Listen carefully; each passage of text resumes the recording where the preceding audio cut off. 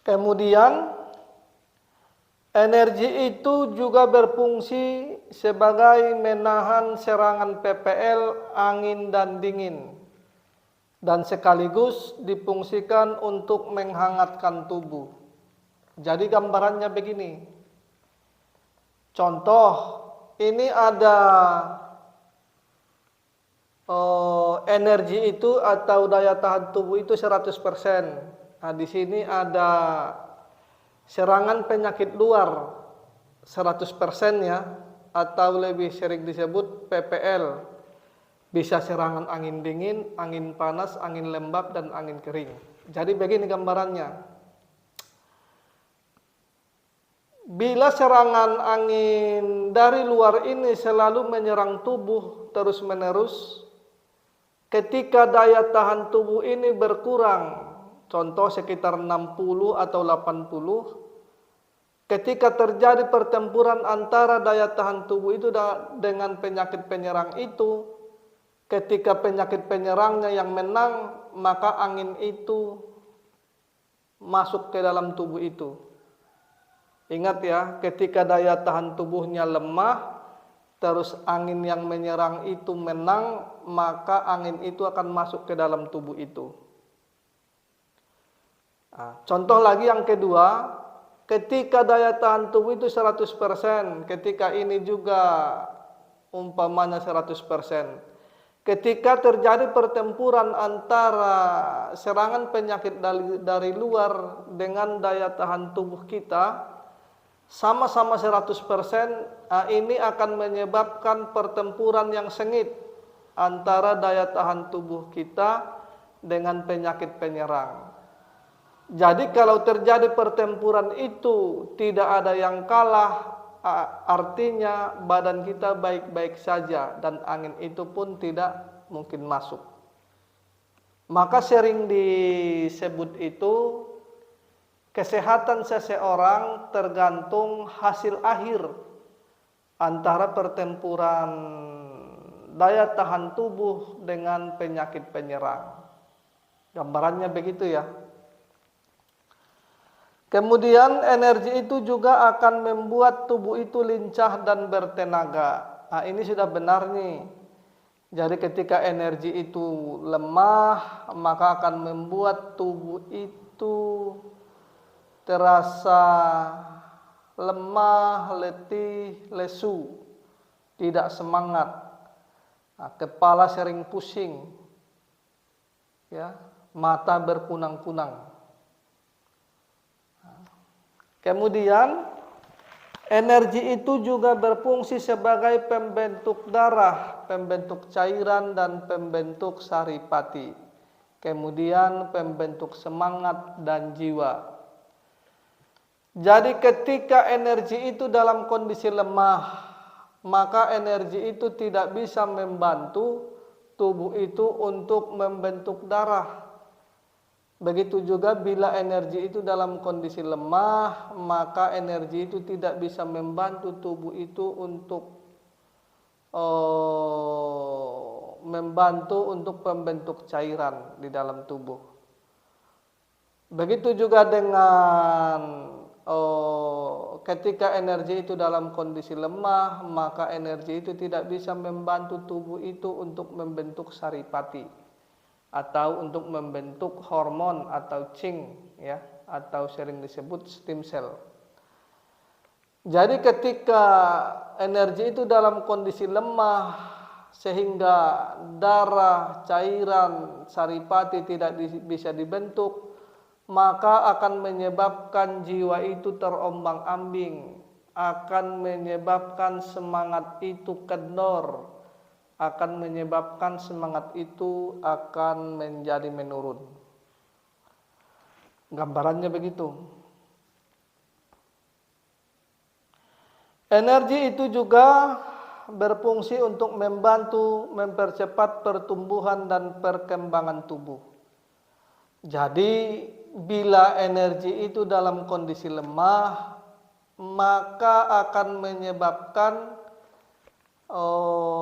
perkembangan tubuh itu akan terhambat. Maka ini yang sering disebut penyakit Down syndrome. Artinya 5 keterlambatan dan 5 kelemahan. Jadi otot-otot lemah, tulang-tulang lemah, lidah lemah, leher lemah. Terus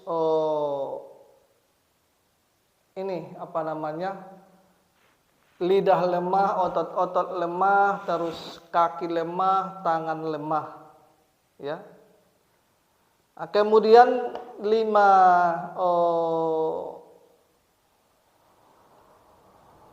keterlambatan artinya terlambat berdiri, terlambat berjalan, terlambat bicara, terlambat tumbuh gigi, dan terlambat tumbuh rambut. Nah, ini yang sering disebut Down syndrome. Maka Down syndrome itu kebanyakan disebabkan karena kekurangan energi. Nah, nanti pertanyaannya, energinya yang kurang itu di mana? Kan begitu ya. Kemudian dalam kondisi tertentu energi itu juga berfungsi untuk mendorong dan menahan. Jadi gambarannya begini. Dalam kondisi tertentu energi itu juga difungsikan untuk mendorong dan menahan. Artinya energi itu difungsikan untuk mendorong peredaran darah itu. Energi itu difungsikan untuk mendorong peredaran cairan itu. Energi itu juga difungsikan untuk mendorong kelenjar getah bening itu biar bisa bersirkulasi di dalam tubuh. Dan energi itu juga difungsikan untuk menahan air seni. Energi itu juga difungsikan untuk menahan air mani. Jadi darah itu bisa mengalir ke dalam tubuh itu disebabkan karena daya dorong energi. Jadi cepat tidaknya darah itu sampai ke tujuan tergantung energi yang mendorong. Jadi energi itu akan mendorong atau menguatkan jantung itu untuk memompa darah itu. Biar darah itu bisa bersirkulasi ke dalam tubuh dan dia lebih bertenaga. Dan energi ini juga bisa berfungsi untuk menahan pengeluaran air seni dan menahan pengeluaran air mani dan dikeluarkan pada waktu yang tepat. Jadi bila energi itu dalam kondisi lemah, maka energi itu tidak bisa mendorong darah itu sampai ke tujuan. Akhirnya darah itu keluar dari pembuluh darah itu. Begitu juga bila energi itu dalam kondisi lemah, maka energi itu tidak bisa mendorong cairan itu biar bersirkulasi di dalam tubuh. Sehingga itu yang menyebabkan keluar keringat dingin banyak. Begitu.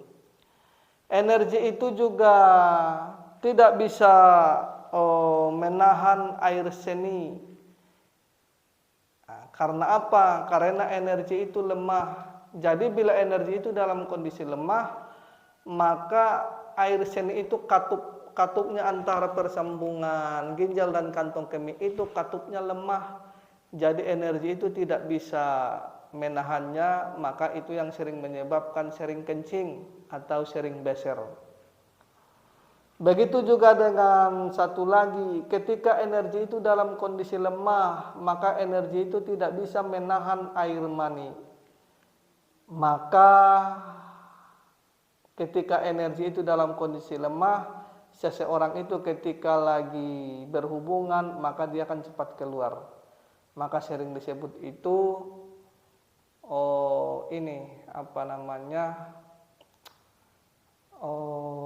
seperti lemah syahwat itu ya, tapi ini masih hidup, tapi hidupnya itu tidak terlalu kuat ya, terus tidak terlalu tegang. Nah, maka air mani itu biasanya keluarnya itu tidak menyembur, tetapi hanya mengalir seperti biasa. Nah, ini biasanya disebabkan karena kekurangan energi. Jadi semua permasalahan ini disebabkan karena energi yang lemah. Artinya ketika energi itu kuat, maka kasus ini tidak muncul. Tetapi ketika energi itu dalam kondisi lemah, maka kasus ini yang akan muncul.